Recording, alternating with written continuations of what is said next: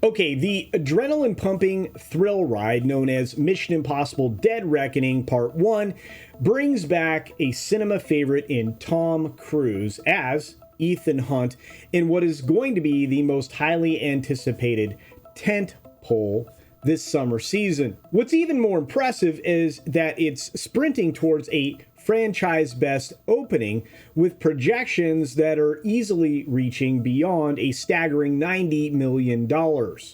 And that's very impressive. And that's just what the experts expect.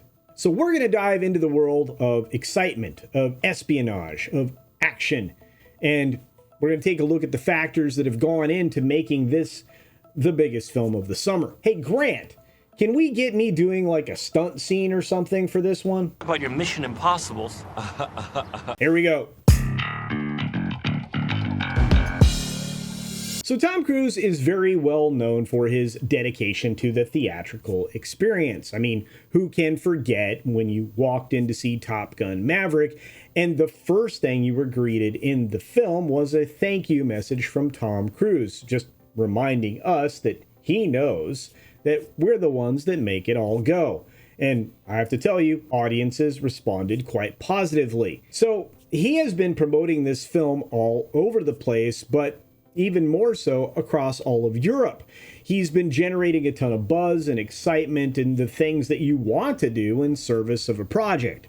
And he's not saying things that are going to turn off the audience, which I think other studios should instruct their stars how to do. Now, Tom's last theatrical performance, of course, came in the incredible box office film Top Gun Maverick, as I mentioned before. And that was in the midst or in the dwindling period of the global crisis known as COVID-19 pandemic. Now, audiences are eagerly anticipating this film, obviously because of Cruise's huge cinematic stature. But some industry folks out there believe that theater goers are considering it a spiritual sequel to that blockbuster hit. What? Why are they actually ignoring that this is actually a sequel to a whole lot of other films? Do these people not understand that Mission Impossible and Top Gun are two different franchises entirely? Anyway, in my analysis, of course, the previous installments of Mission Impossible as a series had really good numbers for their openings. Decent numbers, or better than decent numbers, depending upon who you want to listen to. And they've all performed well at the domestic box office for the most part. The only outlier would be Mission Impossible 3. And that's probably because that film hit a little too close to home and there was some weirdness going on around that particular period of time. While a disappointment, a lot of people still think it was an okay film.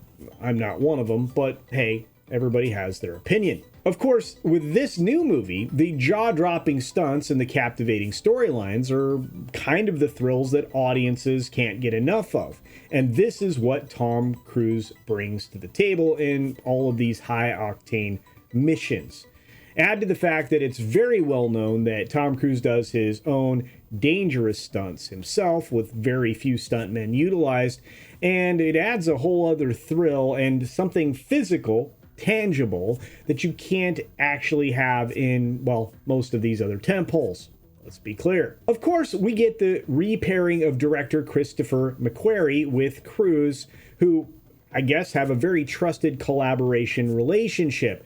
And once again, this showcases the masterful storytelling and filmmaking skills that, well, have made everything else that they partnered on successful. This is, of course, a very dynamic partnership that has brought a lot of magic to the screen, and the good news is we're getting another one of these shortly. It seems that what really has audiences hyped is the exclusive footage that was shown at CinemaCon that showcased an exhilarating chase scene that left audiences breathless. Add to that the stuff that we've seen on YouTube and elsewhere showing that incredible motorcycle jump off a cliff into a base jump that is going to be just hard to take, and that's right at the beginning of the film.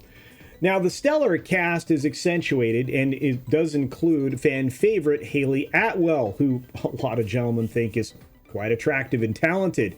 And it is introducing a French newcomer, Palm Kleptinoff. I'm really sorry, I'm mispronouncing her name, that a lot of people are raving about as well.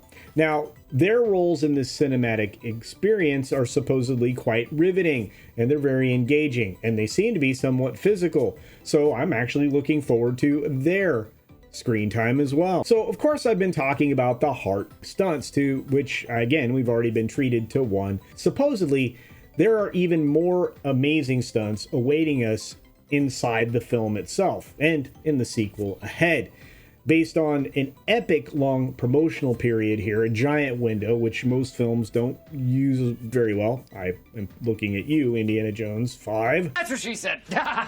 I would speculate that this $90 million early projection number for this open is a bit low. I think it's not aggressive enough. I suspect that this film will open somewhere around 110 million, if not more, domestically. I also think the international box office is going to show up in a big way for this film, unlike the last several movies that have been there that, well, have landed with a thud. What's even more interesting is the pressure is on to see this in IMAX in the first week. Why? Well, that's all the time that it seems to be spending on the IMAX premium large format screens, because Oppenheimer shows up a week later and steals them all away for 3 more weeks. Of course, this was shot to be experienced on the biggest screen that you can find, which means, of course, you're gonna have to get to one of those IMAX screenings first weekend preferably, and that'll push those numbers upward. Of course, these are all projections, so I'm going to ask you, do you think that this film is going to hit $90 million? Is it going to hit $100 million? Will it do more? Am I underestimating it? And another really important question here is, are you seeing the film on opening weekend? If so, obviously, I'd like to know that. And I guess the biggest question here has got to be, is this going to be the only film this summer that's headed for that $1 billion mark? I would say it's the only one that has a chance. And it might be the only film that has a chance to hit $1 billion through the end of the year, because everything else seems to be rather disappointing.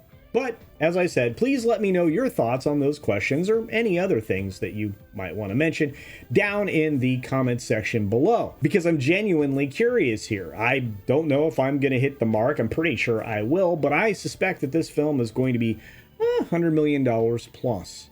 And I want to let you know, please know, that I actually appreciate all of your viewership. You guys are really making these videos go, and I can't do it without you. So I appreciate your subscribership, your viewership, and for those of you that are members, your membership. So if you're here for the first time or the 100th and you have not yet subscribed, please let me earn that subscription today, because I am on a mission to get to 10K subs by the middle of July, and we're over 7K now, thanks to you. Well on our way. I'm getting aggressive now, so we may even do more videos. And of course, a special shout out to my editor, Grant. Oh, me? Who's been kicking up the quality lately with lots of amusing cut-ins and, well, the occasional retort. Pithy retorts or zingers. And with that, be sure to take care of yourself, take care of others, wash your hands, of course, because it's good hygiene. And until next time, bye.